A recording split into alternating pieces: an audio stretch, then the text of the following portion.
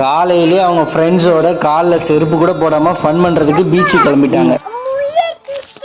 என்ன பண்ணுதுடா? முள்ளு குத்துச்சாடா? போட்டு தான் வரணும். சரி வாங்க.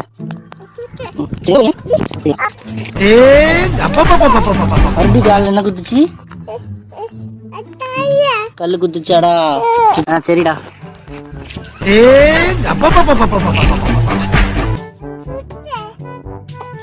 கையில என்னடா? அது பேர் என்ன? சூச்சு மங்கியா?